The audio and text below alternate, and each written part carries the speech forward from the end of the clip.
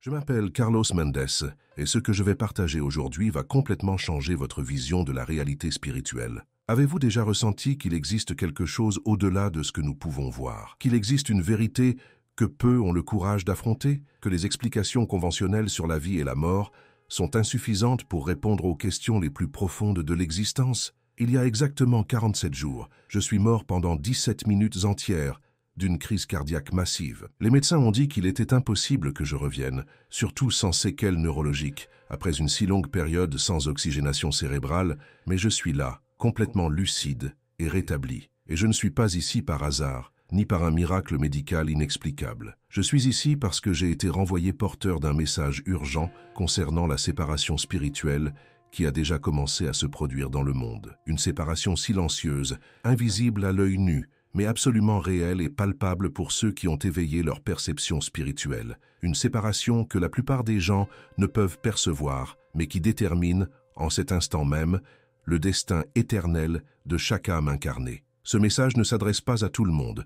Nombreux sont ceux qui, à l'écoute de ces mots, ne ressentiront que confusion ou incrédulité. Certains ressentiront même de la colère ou de la peur. C'est naturel et prévisible. Seuls ceux qui sont prêts à s'éveiller, ceux dont l'âme vibre déjà à une fréquence plus élevée, comprendront véritablement la gravité et l'urgence de ce que je m'apprête à révéler. Professeur de physique, pendant plus de 15 ans à l'Université fédérale de São Carlos, j'ai toujours fondé ma vie sur la science, sur des faits vérifiables et sur des théories éprouvées et vérifiées. Mon doctorat en physique quantique m'a valu une reconnaissance internationale. J'ai publié des dizaines d'articles dans des revues scientifiques réputées et mon esprit rigoureusement cartésien rejetait tout ce qui ne pouvait être prouvé scientifiquement. Ma femme, Anna, neurochirurgienne à l'hôpital universitaire, disait que j'étais la personne la plus sceptique qu'elle connaissait, presque avec arrogance intellectuelle. Lorsque nous discutions des récits de ces patients sur leurs expériences pendant une opération ou lors d'états de mort imminente, j'avais toujours une explication neurologique prête. Tout ce qui ne pouvait être prouvé en laboratoire n'était, pour moi,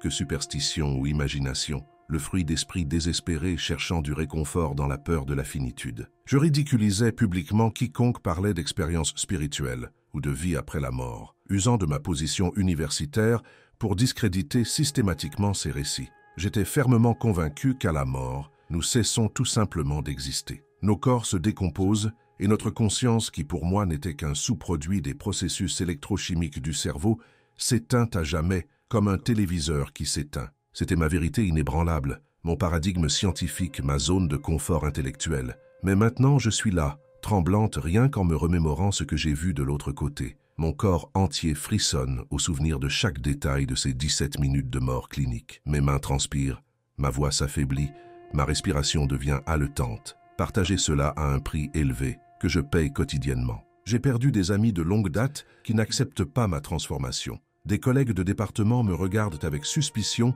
dans les couloirs de l'université. J'ai été écarté de projets de recherche importants et certains membres de ma famille pensent que j'ai fait une dépression nerveuse ou un trouble de stress post-traumatique qui a affecté mes fonctions cognitives. Ma crédibilité universitaire, construite au fil des années de travail rigoureux, est remise en question. Mais je ne peux pas me taire, même si cela me coûte ma carrière, ma réputation ou mes relations. Ce que j'ai vécu n'était ni une hallucination, ni un rêve, ni une construction de mon cerveau privé d'oxygène. C'était plus réel, plus vivant, plus authentique que toutes les expériences que j'ai vécues de toute ma vie. C'est aussi réel que l'air que vous respirez en ce moment, que le sol sous vos pieds, que les battements de votre cœur. Et le temps presse. Dans exactement 3 mois, les premiers signes qui m'ont été révélés commenceront à se manifester, et nous devons nous préparer spirituellement à la suite. Au cours de cette révélation, je partagerai non seulement ce qui m'est arrivé durant ces 17 minutes passées de l'autre côté, mais aussi les 3 signes indéniables et irréfutables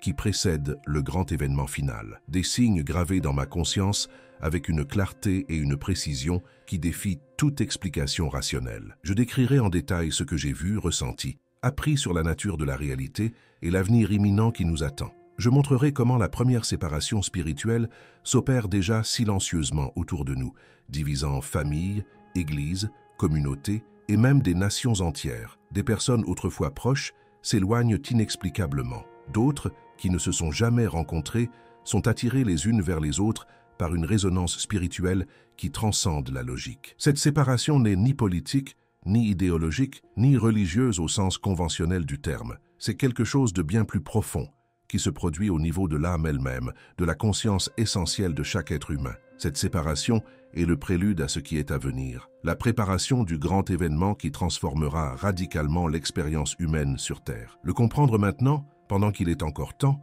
pourrait faire la différence entre être préparé ou être complètement pris au dépourvu lorsque les événements s'accéléreront dans les mois à venir. Avant de poursuivre ce récit, qui remettra en question toutes vos conceptions de la réalité, je vous demande de faire quelque chose de simple, mais profondément significatif. Je vous invite à écrire « Je suis attentif » dans les commentaires de cette vidéo. Il ne s'agit pas d'un simple geste symbolique ou d'une stratégie pour accroître l'engagement des canaux. C'est une déclaration spirituelle, un positionnement conscient dans l'univers. C'est vous qui dites aux forces cosmiques que vos yeux sont ouverts, que votre âme est réceptive, que votre conscience est prête à accueillir cette vérité transcendantale. Rares sont ceux qui auront le courage ou l'intuition spirituelle pour le faire. La plupart continueront d'observer passivement, peut-être avec curiosité, peut-être avec scepticisme, mais ceux qui ressentent l'appel intérieur à manifester leur attention feront le premier pas concret vers l'éveil spirituel qui les protégera dans les jours difficiles et éprouvants qui arrivent bien plus vite qu'on ne l'imagine. C'est un moment de choix, un tournant dans votre cheminement spirituel personnel. Et chacun de nos choix maintenant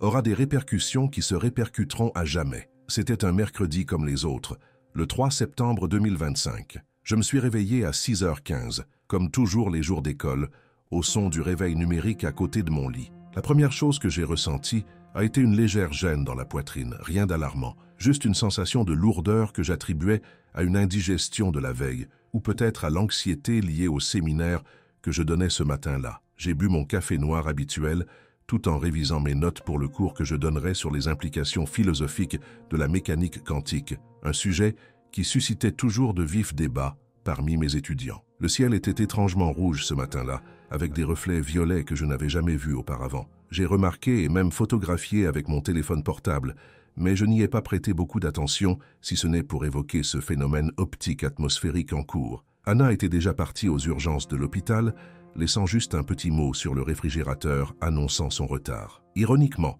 c'est elle qui, quelques heures plus tard, ferait partie de l'équipe médicale, essayant désespérément de me réanimer, ignorant que le patient en arrêt cardiaque était son propre mari. Je suis arrivé à l'université à 8h30 et j'ai garé ma voiture à ma place habituelle, près de l'IP qui, à cette époque de l'année, était couvert de fleurs jaunes. L'air avait une odeur particulière, un mélange d'ozone et de terre humide, comme avant un gros orage, même si le ciel était déjà dégagé. J'ai salué quelques camarades dans le couloir avec ce sourire automatique que nous adressons quand nous sommes absorbés par autre chose. J'ai échangé quelques mots avec mon tuteur au sujet de la date limite de soumission des travaux et je me suis dirigé vers l'auditorium où je devais donner mon cours. Les étudiants étaient déjà là, environ 70 étudiants de 3e année de physique, d'ingénierie et de mathématiques. La salle était plus silencieuse que d'habitude, comme s'il régnait une tension inexplicable. Le cours a commencé à 9h précises, comme toujours. Je me souviens très bien avoir expliqué le principe d'incertitude de Heisenberg et ses implications pour notre compréhension de la réalité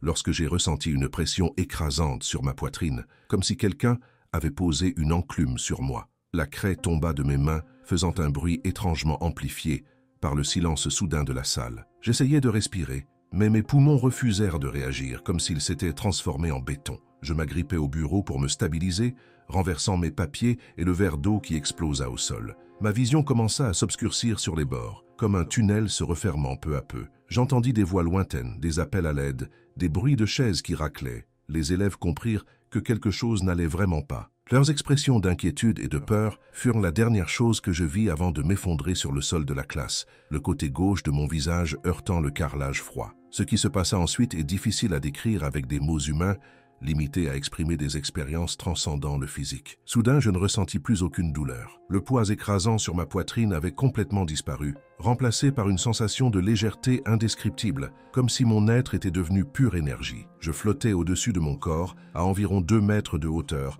observant la scène qui se déroulait en contrebas. Je vis mon corps inerte au sol, les yeux ouverts mais sans vie, un filet de sang coulant du coin de ma bouche où je m'étais mordu la langue pendant la chute. Je vis les étudiants paniqués, certains en pleurs, d'autres paralysés par le choc. Un étudiant de première année, que j'appris plus tard technicien en soins infirmiers, était agenouillé à côté de moi, essayant de prendre son pouls. Un grand jeune homme, que je reconnus comme le surveillant du cours, était au téléphone, visiblement agité, appelant une ambulance.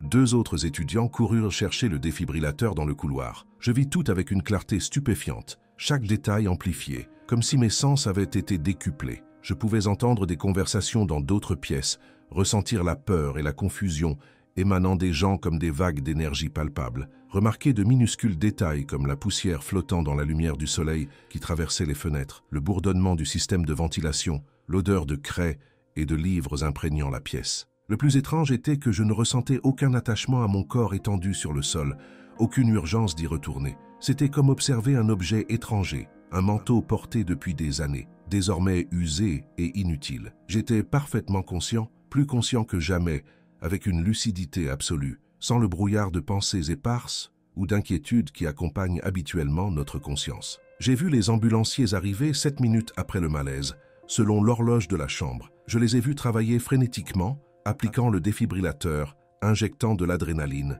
effectuant des compressions thoraciques. J'ai entendu l'un d'eux dire « Nous n'avons plus de pouls, nous devons vous transporter immédiatement ». Je les ai vus transporter mon corps jusqu'à l'ambulance, les suivant sans effort, comme entraînés par un courant invisible. Vint la transition. C'était comme être aspiré par un tourbillon de lumière. Non pas une lumière aveuglante comme celle des phares de voiture la nuit, mais une luminosité bleutée, presque indescriptible, une teinte absente du spectre visible normal, quelque chose entre le turquoise et le violet, mais infiniment plus riche et plus complexe. Cette lumière ne me faisait pas mal aux yeux, mais pénétrait chaque particule de mon être, comme si chaque atome en était baigné et purifié. La vitesse était immense, comme une chute dans un tunnel infini à des vitesses impossibles, mais étrangement il n'y avait aucune peur. Pour la première fois de ma vie, j'ai ressenti une paix totale, une absence totale d'inquiétude, de doute, d'anxiété ou de toute émotion négative. C'était comme si toutes les tensions, les traumatismes et les cicatrices émotionnelles accumulées tout au long de ma vie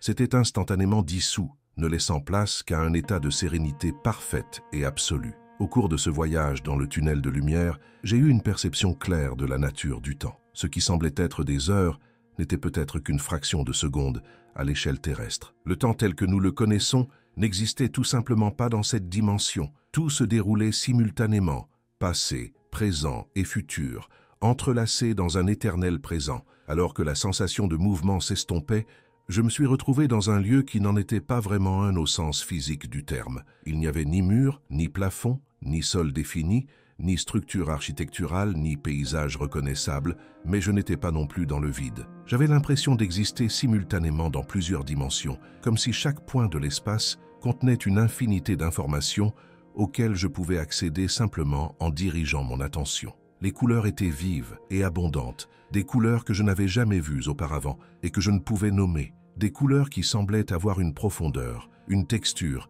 et une signification intrinsèque. Il y avait aussi des sons, pas vraiment de la musique au sens conventionnel du terme, mais des harmonies parfaites qui résonnaient au plus profond de mon être, comme si chaque note touchait non seulement mes oreilles, mais mon essence même. L'air, si je puis dire, était chargé de connaissances, comme si chaque molécule contenait des bibliothèques entières de sagesse que je pouvais absorber simplement en la respirant. C'est alors que j'ai réalisé que je n'étais pas seul dans ce royaume de lumière et de conscience élargie. J'ai senti une présence approcher, une énergie si puissante et vaste que sa proximité faisait vibrer ma conscience à une fréquence plus élevée. Lorsque j'ai réussi à focaliser ma perception, j'ai vu un être de lumière se manifester devant moi. Ce n'était pas un corps physique tel que nous le connaissons, mais une forme définie, vaguement humanoïde, et pourtant infiniment plus complexe et dynamique, irradiant une lumière dorée qui ne provenait pas d'une source extérieure, mais émanait de l'intérieur, comme si chaque particule de son être était composée de pure lumière consciente. Le plus impressionnant étaient ses yeux, si je puis dire. Ce n'étaient pas des organes physiques, mais des centres de perception et d'expression, profonds comme des océans sans fond, anciens comme l'univers lui-même, connaissant tous les secrets et les mystères de l'existence. Dans ses yeux, j'ai vu ma vie entière se dérouler tel un film tridimensionnel. Chaque instant, chaque choix, chaque pensée, chaque émotion. Non seulement les événements extérieurs, mais aussi les processus internes, les motivations cachées, les peurs secrètes, les désirs inexprimés. Il n'y avait aucun jugement dans ce regard, seulement une compréhension totale et absolue, une connaissance si profonde que je me sentais totalement exposé, mais aussi pleinement accepté et aimé. L'être ne parlait pas avec des mots au sens conventionnel du terme. Il n'y avait ni son, ni langage verbal, mais je ressentais sa communication directement dans ma conscience, comme si ses pensées devenaient instantanément miennes, sans la barrière de la traduction ou de l'interprétation. « Carlos », dit-il, et la sensation d'entendre mon nom dans cette dimension était indescriptible, comme si mon vrai nom, ma véritable identité, m'était révélée pour la première fois. « Tu as toujours cherché la vérité par la science, l'intellect et la raison. C'est une voie valable et importante, mais limitée. Maintenant, tu vas connaître la vérité qui transcende ce que tes instruments peuvent mesurer, ce que ton esprit peut conceptualiser, ce que tes théories peuvent expliquer. C'est la vérité de l'être, de la conscience primordiale, qui précède et soutient toute manifestation. J'ai besoin de m'arrêter un instant et de vous poser une question directe, à vous qui m'observez. Avez-vous déjà ressenti cette profonde inquiétude, comme si quelque chose manquait à votre compréhension spirituelle? Ce sentiment que des vérités importantes vous ont été cachées, ce vide inexplicable qu'aucune explication scientifique, philosophique ou religieuse ne peut combler complètement. Cette intuition qu'il existe quelque chose de plus, bien plus, au-delà de ce qu'on nous montre ou enseigne. Je sais exactement ce que c'est que de vivre avec ce vide, cette recherche constante de réponses que personne ne semble pouvoir offrir. Pendant des années, j'ai gardé cette angoisse en silence de peur de paraître fou ou faible en exprimant mes doutes. J'ai essayé de la combler par des connaissances académiques,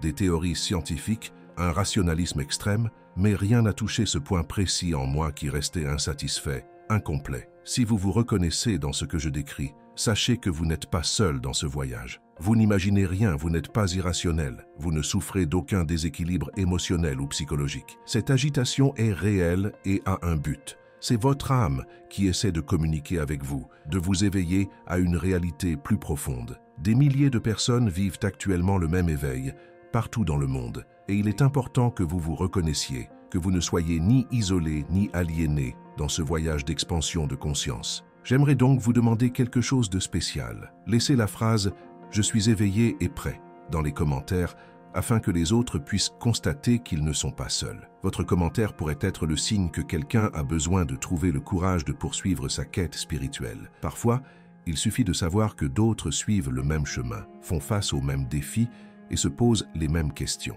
Votre déclaration publique d'éveil pourrait être la lumière qui guidera quelqu'un hors des ténèbres de la confusion et de l'isolement spirituel. C'est un acte de service et de compassion envers ceux qui peinent encore à comprendre ce qui leur arrive. Permettez-moi maintenant de poursuivre avec ce qui s'est passé après ce moment crucial où j'ai rencontré l'être de lumière. L'entité m'a montré des visions, non pas comme des images projetées que j'observais passivement, mais comme des expériences directes dans lesquelles j'étais complètement immergé. D'abord, j'ai vu le monde tel qu'il est, réellement. Non seulement la réalité physique tridimensionnelle que nous connaissons par nos sens limités, mais aussi les multiples couches d'existence qui l'imprègnent et le soutiennent. J'ai vu les structures énergétiques qui composent tout ce qui existe, du plus petit atome aux vastes galaxies. J'ai vu des courants d'énergie et d'information reliant tout et chacun, un réseau complexe et vibrant de vie et de conscience, où rien n'existe véritablement de manière séparée ou isolée. J'ai compris que nos pensées, nos émotions et nos intentions ne sont pas des abstractions ou des phénomènes exclusivement internes, mais des forces réelles qui créent des ondes d'énergie qui se propagent à travers l'univers, affectant tout ce qu'elles touchent. J'ai également constaté l'existence de forces conscientes agissant dans différentes directions, sur la planète et au-delà. Certaines se consacrent à élever la conscience humaine, à élargir notre perception et notre compréhension, et à nous éveiller à notre véritable nature et à notre potentiel. D'autres sont tout aussi déterminées à maintenir l'humanité endormie, confuse, fragmentée, prisonnière de schémas de peur, de séparation et de matérialisme extrême. Puis vint la révélation centrale, la vérité qui m'était revenue pour que je la partage. La séparation spirituelle avait déjà commencé. L'être de lumière m'a montré comment, en ce moment même de l'histoire, une division silencieuse mais profonde se produit entre les âmes humaines incarnées sur Terre. Il ne s'agit pas d'une séparation physique ou géographique, bien qu'elle puisse parfois se manifester ainsi. Il s'agit avant tout d'une séparation au niveau de la conscience, de la fréquence vibratoire et de l'alignement spirituel. C'est la première séparation, expliqua l'être, et la compréhension m'envahit par vagues d'une clarté absolue. Le début d'une grande transformation que peu de gens sur Terre perçoivent consciemment, mais que beaucoup ressentent intuitivement. Il ne s'agit pas de religion, de dogmes ou de croyances spécifiques, ni d'être bon ou mauvais, selon des définitions humaines limitées. Il s'agit de l'état de conscience, de la capacité à reconnaître et à vivre la vérité spirituelle fondamentale de l'interdépendance de toute vie, de la volonté de l'âme de s'épanouir au-delà des illusions de la séparation, de la peur et de la pénurie. L'être m'a alors montré comment certaines personnes s'éveillent naturellement, deviennent plus conscientes, plus intuitives, plus connectées à leur essence divine, plus aptes à percevoir les subtils courants d'énergie et d'informations qui imprègnent la réalité. Leurs auras s'éclaircissent, leurs fréquences vibratoires s'élèvent et leurs champs énergétiques s'étendent. Parallèlement, d'autres deviennent plus denses énergétiquement, plus attachés aux aspects purement matériels de l'existence, plus déconnectés de la source spirituelle, plus identifiés à leur ego séparé, plus sensibles à la peur, à la colère, à la division et au contrôle extérieur. Leurs auras deviennent plus opaques, leurs fréquences vibratoires diminuent et leurs champs énergétiques se contractent. Ce processus n'est ni statique, ni définitif, ni une sentence, ni un destin scellé. Chaque âme conserve le libre arbitre de choisir sa voie, d'augmenter ou de diminuer sa fréquence. Mais la séparation s'accélère, la différence entre les deux groupes se creuse de plus en plus, et bientôt viendra le moment où le choix sera définitif, où le fossé entre les deux fréquences sera trop grand pour être facilement comblé. L'être m'a expliqué que cette séparation s'inscrit dans un plan divin plus vaste. Il ne s'agit ni d'une punition, ni d'une condamnation, mais d'une réorganisation naturelle et nécessaire des énergies. C'est comme une rivière qui se divise en deux cours distincts, chacun menant vers une destination différente. Aucun n'est meilleur ou pire en termes absolus. Ce sont simplement des voies d'évolution et d'expériences différentes pour les âmes qui les choisissent. L'être m'a alors montré 3 signes qui marqueront l'intensification de cette séparation spirituelle. Le premier sera un phénomène astronomique qui se produira dans exactement 3 mois, le 3 décembre 2025. Une configuration inhabituelle des planètes de notre système solaire créera ce qui ressemblera à une croix lumineuse dans le ciel nocturne, visible principalement dans l'hémisphère sud, mais aussi partiellement observable dans certaines régions de l'hémisphère nord. Les scientifiques et les astronomes expliqueront ce phénomène par un alignement rare de Jupiter, Vénus, Mars et Saturne, renforcé par une condition atmosphérique inhabituelle qui amplifiera la luminosité des planètes. Pour la science conventionnelle, ce ne sera qu'une curiosité astronomique, une fascinante coïncidence statistique sans plus de signification. Mais pour ceux qui s'éveillent spirituellement, ce sera un marqueur cosmique, un signe clairement visible que la séparation entre dans sa phase critique. Le deuxième signal surviendra exactement 6 mois après le premier, le 3 juin 2026. Il s'agira d'une série d'événements géologiques simultanés en 12 points précis de la planète. Il ne s'agira pas de catastrophes dévastatrices au sens classique du terme. Il n'y aura pas de pertes humaines majeures ni de destruction massive. Il s'agira d'événements précis et localisés, de faibles tremblements dans des zones normalement stables, des formations nuageuses inhabituelles, aux formes géométriques spécifiques, des anomalies magnétiques qui perturberont brièvement les équipements électroniques. Les scientifiques enregistreront ces événements comme des curiosités géophysiques sans explication claire, les attribuant peut-être à des coïncidences ou à des phénomènes naturels encore mal compris. Mais surtout, une fois reliés sur une carte du monde, ces 12 points formeront un motif géométrique spécifique, un dodécaèdre parfait. Ce même motif se retrouve dans les symboles et structures anciens de civilisations millénaires, des Mayas et des Aztèques en Amérique aux Sumériens en Mésopotamie, des anciens Égyptiens aux bâtisseurs de Göbekli Tepe. C'est un modèle qui représente la matrice énergétique de la planète, les points de connexion entre les dimensions physiques et non physiques. Le troisième signe, et le plus important, se produira exactement 1 an après le premier, le 3 décembre 2026. Ce sera un événement directement lié à la conscience collective de l'humanité, qui affectera simultanément chaque personne incarnée sur la planète, où qu'elle se trouve ou quoi qu'elle fasse. Pendant un bref instant, environ 3 minutes et 33 secondes, selon nos mesures du temps terrestre, l'humanité entière connaîtra une sorte de clarté momentanée. Ce sera comme une pause dans la programmation normale de l'esprit, une fenêtre de perception élargie. Les pensées bruyantes et intrusives qui occupent habituellement notre conscience cesseront. L'esprit deviendra exceptionnellement clair et silencieux, et chacun aura une compréhension intuitive et immédiate de l'état actuel de sa propre conscience, de son niveau de connexion avec la source divine et de son degré d'alignement spirituel. Ce phénomène sera interprété très différemment selon les cultures et les individus. Certains l'attribueront à des causes psychologiques ou neurologiques, peut-être à une réaction collective à un événement mondial. D'autres reconnaîtront sa nature spirituelle, mais l'interpréteront dans les limites de leur propre paradigme religieux. Seuls ceux qui sont déjà éveillés comprendront pleinement qu'il s'agit du catalyseur final de la séparation complète, le moment où chaque âme fera son choix ultime, consciemment ou non. L'être de lumière m'a expliqué qu'après ces 3 signes, la séparation spirituelle deviendra irréversible. Le gouffre entre les fréquences vibratoires sera trop grand pour être comblé par les moyens conventionnels. Ceux qui se seront éveillés et auront élevé leur conscience poursuivront leur évolution à une fréquence plus élevée, faisant l'expérience d'une réalité progressivement plus en phase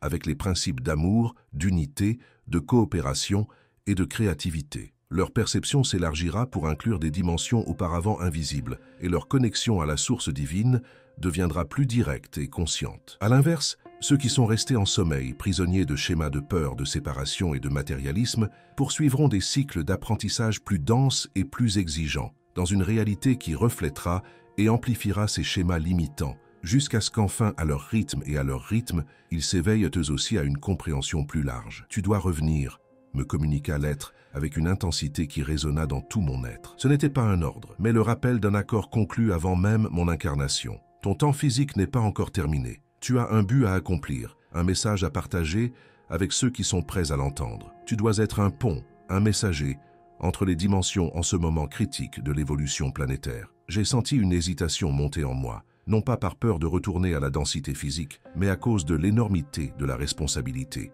Comment vais-je me faire croire ? Ai-je demandé. Je suis un scientifique, quelqu'un qui a toujours ridiculisé et discrédité ses expériences, qui les a toujours expliquées comme des hallucinations ou des troubles neurologiques. Qui prendra ma transformation au sérieux? Comment puis-je prouver ce que j'ai vu et appris? L'être sourit, non pas de ses lèvres, mais de toute son existence, dégageant une vague d'amour et de compréhension qui m'enveloppa complètement. Tu recevras 3 confirmations personnelles qui valideront ton expérience et serviront de passerelles entre ce que tu as vécu ici et ton monde physique.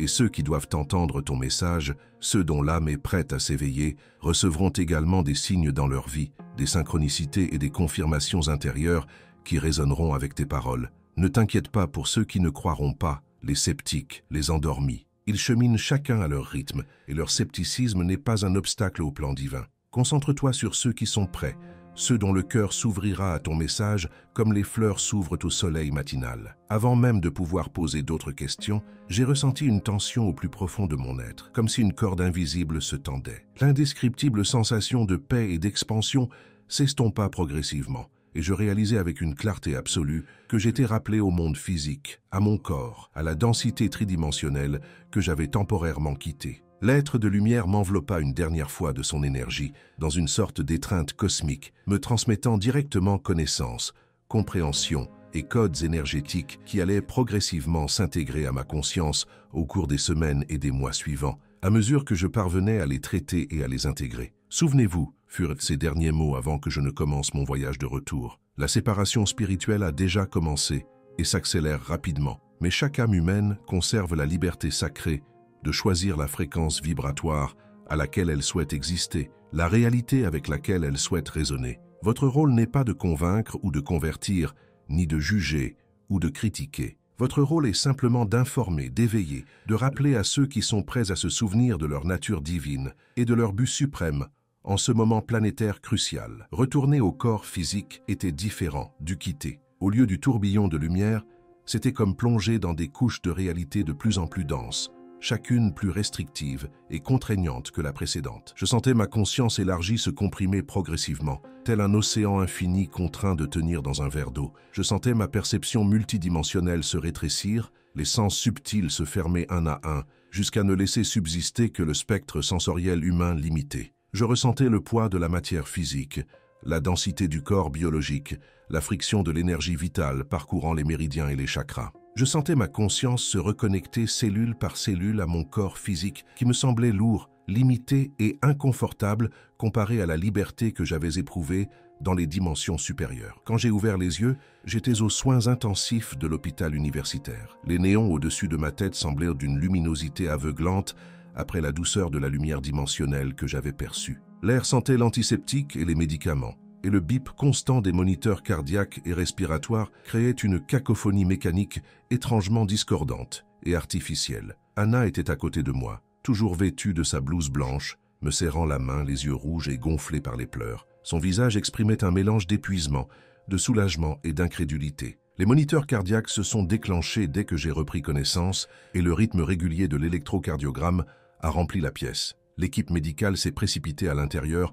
incrédule face à ce qu'elle observait. Plus tard, j'ai appris les détails techniques de ce qui s'était passé. J'avais subi un infarctus du myocarde massif, un infarctus du veuf, comme on l'appelle dans le jargon médical, en raison de son taux de mortalité élevé. Mon cœur s'était complètement arrêté pendant 17 minutes, selon les archives précises de l'hôpital. L'équipe de réanimation avait essayé tous les protocoles standards, sans succès, et s'apprêtait à déclarer officiellement le décès lorsque mon cœur a soudainement repris ses battements, sans intervention extérieure immédiate. Selon la médecine conventionnelle, non seulement j'aurais dû mourir après un arrêt cardiaque aussi long, mais même si j'avais survécu, j'aurais subi des lésions cérébrales importantes et irréversibles dues au manque prolongé d'oxygénation. Cependant, tous les examens neurologiques ultérieurs ont révélé un fonctionnement cérébral parfaitement normal, sans aucun signe de lésion ischémique. Les médecins utilisaient des termes comme « cas exceptionnel »,« rémission spontanée inexpliquée »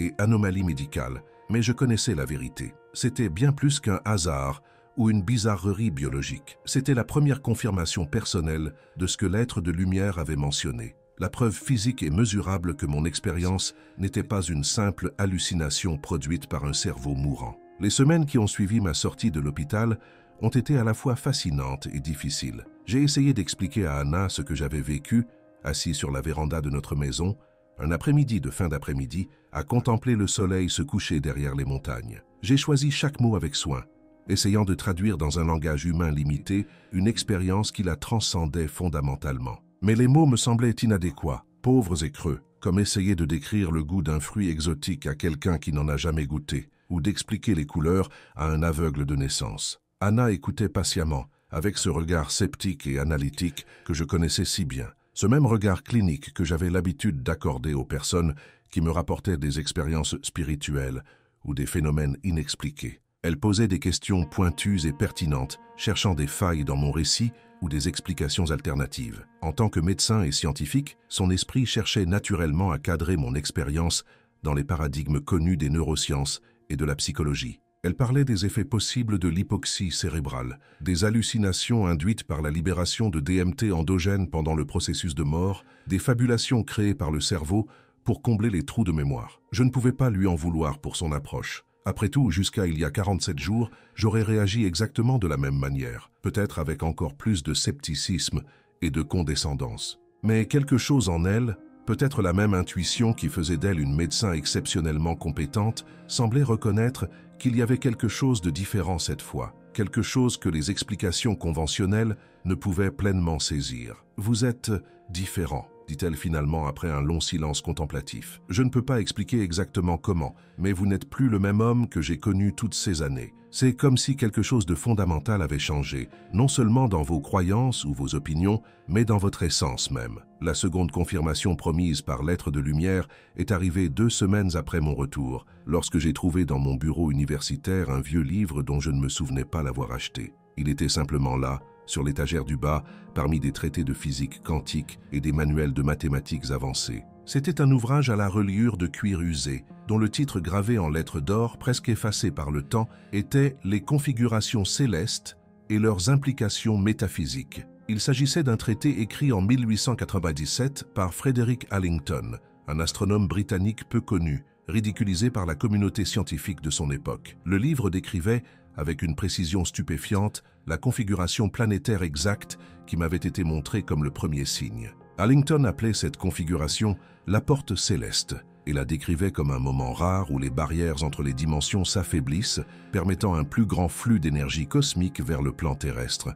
D'après ses notes méticuleuses, cette configuration particulière ne se produirait que 3 fois sur une période de 1000 ans, en 1248, en 2025 et en 2887. Ce qui était le plus intriguant était non seulement la description de la configuration céleste, mais aussi le fait que je n'avais aucun souvenir d'avoir jamais acquis ce livre. Mes collègues de département m'ont confirmé qu'ils ne l'avaient jamais vu sur mon étagère et il n'y avait aucune trace de son acquisition dans aucune bibliothèque ou librairie que je fréquentais. C'était comme s'il s'était simplement matérialisé là, un pont tangible entre les connaissances acquises au cours de mon expérience et le monde physique dans lequel je vivais désormais. J'ai passé des jours à étudier avec obsession chaque page, chaque diagramme, chaque calcul astronomique, et tout confirmait précisément ce que j'avais vu. La troisième confirmation, la plus impressionnante de toutes, est arrivée exactement 21 jours après mon EMI, comme si elle suivait une chronologie cosmique préétablie. J'ai reçu un courriel d'un professeur nommé Miguel Santana, de l'Université de Santiago du Chili. L'objet était simplement la séparation. J'ai d'abord pensé à un spam ou à une erreur, mais quelque chose m'a incité à l'ouvrir. Le message commençait par des mots qui m'ont littéralement coupé le souffle. « Professeur Mendes, nous ne nous sommes pas rencontrés personnellement, mais j'ai reçu l'instruction dans un rêve lucide de vous contacter immédiatement au sujet des 3 signes et de la séparation spirituelle en cours. Si ces mots vous parlent, veuillez répondre rapidement. » Le professeur Santana, archéologue renommé spécialisé dans les civilisations précolombiennes, a expliqué avoir fait 3 semaines plus tôt un rêve extrêmement vivant et détaillé. Une entité lumineuse lui avait montré une série de symboles anciens et lui avait demandé de retrouver un professeur brésilien décédé, revenu porteur d'un message crucial concernant une séparation spirituelle et 3 signes cosmiques. Dans ce rêve, il avait clairement vu mon nom et mon adresse courriel, information qu'il n'aurait pas pu obtenir par des moyens conventionnels, car nous ne nous étions jamais rencontrés ni communiqués auparavant. Le plus extraordinaire, cependant, fut ce qu'il raconta ensuite. Lors d'une récente fouille dans les Andes chiliennes, son équipe avait découvert une grotte portant des inscriptions rupestres restées scellées et intactes pendant des milliers d'années. Parmi les nombreux pétroglyphes, un panneau central se détachait, représentant exactement les 3 signes qui m'avaient été révélés dans le même ordre: la croix céleste, le dodécaèdre terrestre et l'instant de lucidité collective, représenté par un symbole que les anthropologues interprètent comme l'éveil de l'œil intérieur. Le pétroglyphe a été daté d'environ 5000 ans, selon les techniques de datation archéologique les plus avancées. Le professeur Santana a joint des photographies haute résolution des inscriptions, et je n'ai pu retenir mes larmes en découvrant la représentation exacte, gravée dans la pierre ancienne, des visions qui m'avaient été présentées lors de mon voyage au-delà de la mort. Il était impossible qu'il s'agisse d'une coïncidence ou d'une invention. C'était la confirmation tangible, scientifiquement documentée, que ce que j'avais vécu transcendait mon esprit individuel et était lié à une connaissance universelle transmise à l'humanité à maintes reprises au cours de l'histoire. Aujourd'hui, 6 semaines après mon expérience de mort imminente, je suis complètement rétabli physiquement. Les médecins ne peuvent expliquer la régénération complète du tissu cardiaque qui aurait dû être endommagé définitivement par cette crise cardiaque massive. Mon cœur fonctionne comme si l'événement n'avait jamais eu lieu, un autre miracle médical inexplicable selon les normes de la science conventionnelle. Mais je suis profondément transformé spirituellement, bien au-delà de la simple acquisition de nouvelles croyances ou perspectives. La science demeure un élément fondamental de ma vie et de mon identité. Je n'ai pas abandonné la rationalité, la pensée critique, ni la méthode scientifique. Au contraire, je comprends désormais que la véritable science n'est ni dogmatique ni limitée par des paradigmes rigides, mais toujours ouverte à l'élargissement de ses horizons pour inclure de nouvelles preuves, pour développer de nouveaux modèles qui expliquent mieux la totalité de l'expérience humaine. Je comprends maintenant que la science matérialiste que nous pratiquions n'est qu'un prisme parmi d'autres pour observer la réalité. Un prisme valable et utile dans son champ d'application, mais incomplet lorsqu'il s'agit d'appréhender la totalité de l'existence. Il existe d'autres dimensions, d'autres vérités, d'autres niveaux de réalité que nos instruments actuels ne peuvent mesurer, mais qui sont aussi réels et percutants que les particules subatomiques que nous ne pouvions voir avant le développement de la technologie appropriée. La séparation spirituelle qui m'a été révélée se produit en ce moment même, à chaque instant, aux 4 coins de la planète. J'en vois les signes partout, non seulement dans les transformations sociales et géopolitiques majeures qui dominent l'actualité, mais aussi dans les subtils changements de comportement et de conscience de ceux qui m'entourent. Je constate que certains individus s'éveillent inexplicablement, deviennent plus sensibles, plus intuitifs, plus conscients des interconnexions entre tous les êtres, plus en phase avec les principes de compassion, de coopération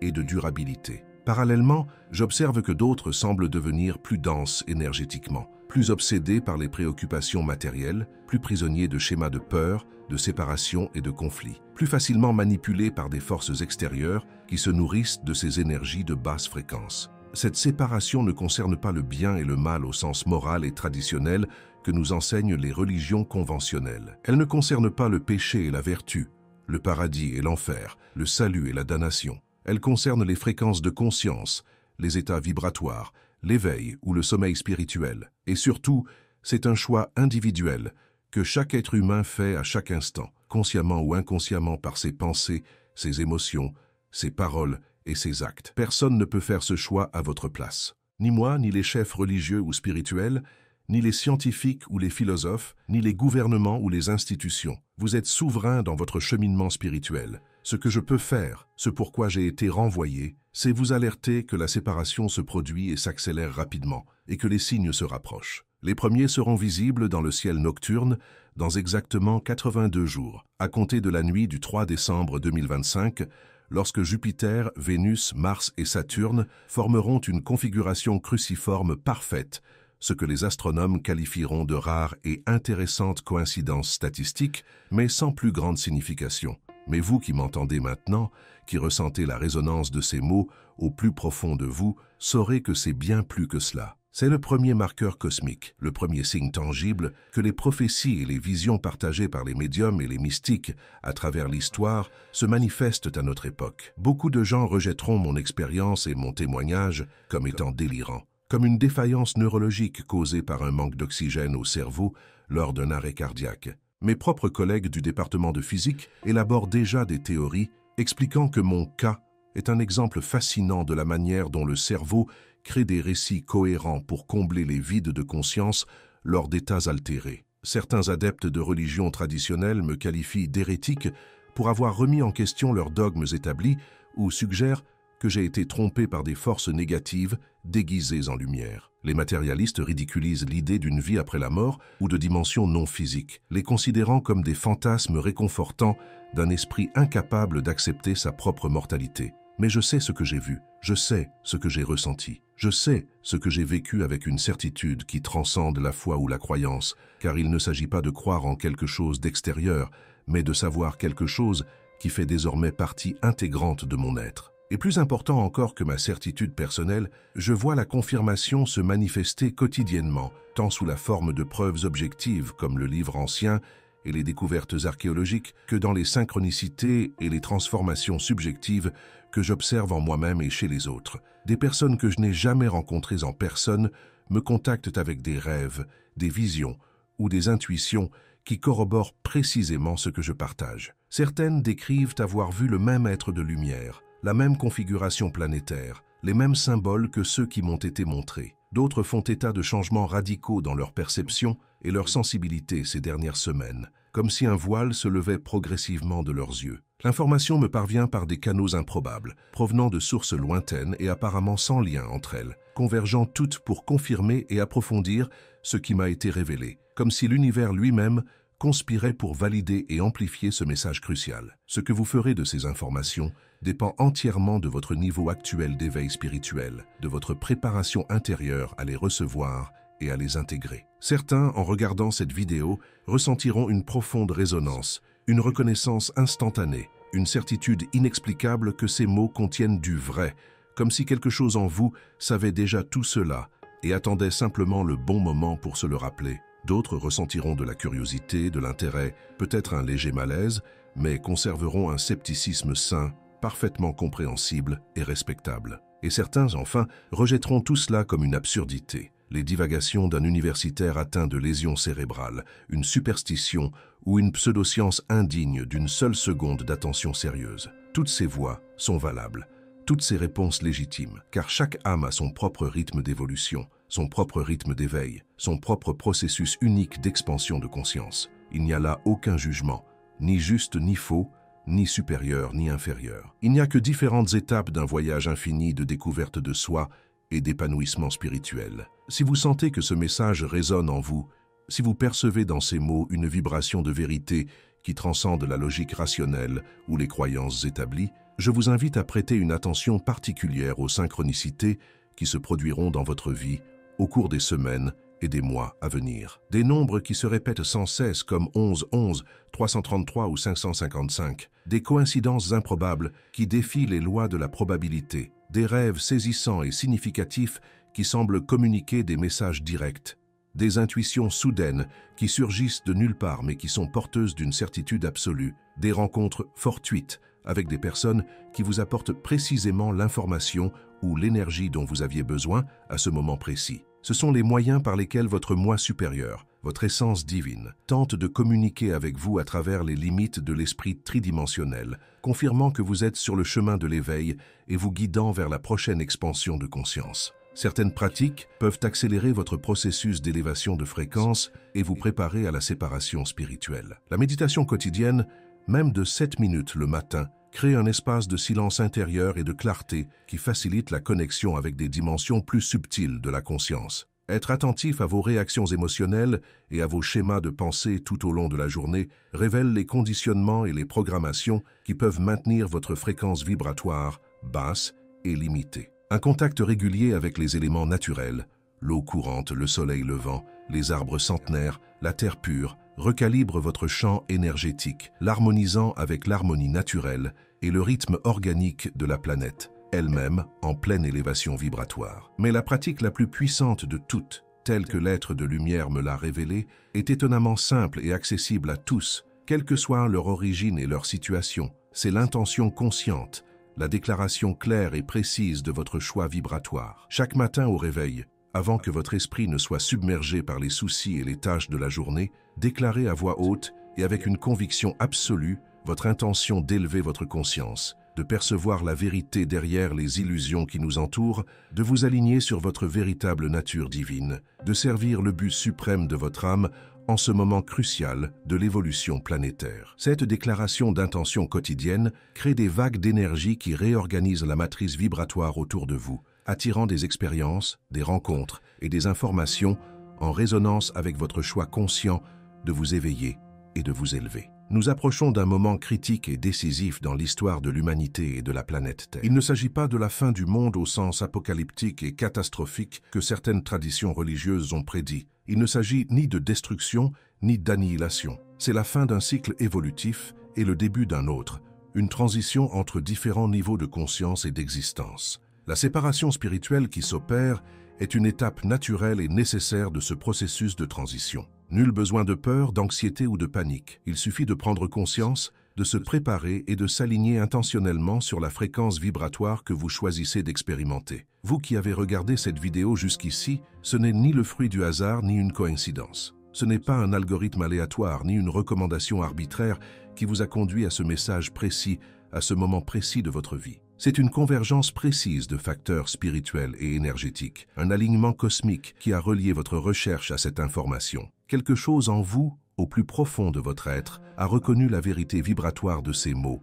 même si votre esprit rationnel tente encore de tout traiter, analyser et catégoriser selon des paradigmes connus. Faites confiance à cette résonance intérieure, à cette intuition silencieuse mais claire. C'est la voix de votre âme qui confirme ce que, d'une certaine manière, vous savez déjà. Si vous êtes arrivé jusqu'ici, ce n'est pas par hasard. Quelque chose en vous a résonné avec ce message, ce qui signifie que vous vous préparez à la suite. Nous sommes tous ensemble sur ce chemin, cherchant des réponses à des questions que nous avons souvent peur de partager, essayant de comprendre des expériences et des perspectives qui défient les explications conventionnelles. Je tiens à vous dire que vous n'êtes pas seul dans cette quête, cet éveil, cette expansion de conscience qui peuvent parfois vous sembler solitaires et déroutants. Des milliers de personnes comme vous à travers le monde suivent cette chaîne en quête de compréhension, d'espoir et d'une voie à suivre pour traverser la confusion spirituelle de notre époque. Chaque semaine, je partage des révélations, des idées et des conseils pratiques qui peuvent éclairer votre cheminement personnel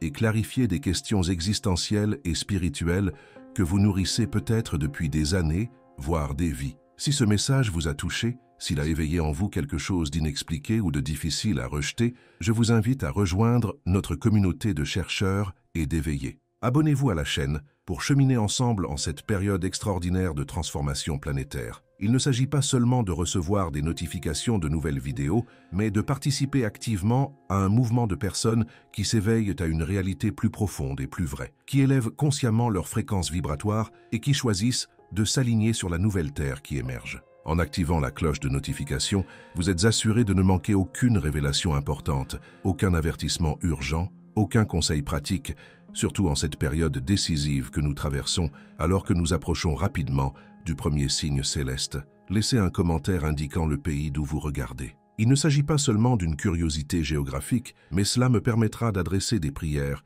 et des intentions énergétiques spécifiques à chaque région de la planète, car chaque lieu fait face à des défis spirituels uniques liés à son histoire, sa culture et son champ morphogénétique collectif. Certaines zones sont plus réceptives aux nouvelles énergies, tandis que d'autres connaissent une plus grande résistance et une plus grande densification. Connaître votre localisation m'aide à mieux servir le processus d'harmonisation globale et d'élévation vibratoire. Et si vous pensez que ce message pourrait aider une personne importante dans votre vie, quelqu'un qui traverse une période de questionnement, de confusion ou de recherche spirituelle, partagez cette vidéo avec amour et sans attente. Parfois, un simple partage peut être un catalyseur, un tournant dans la vie d'un proche qui souffre en silence, cherche des réponses qu'il ne trouve pas dans les lieux conventionnels, se sent aliéné ou incompris, percevant un problème fondamental dans la réalité qu'il nous présente comme définitive et immuable. Un simple message reçu au bon moment peut être le début d'une transformation profonde et durable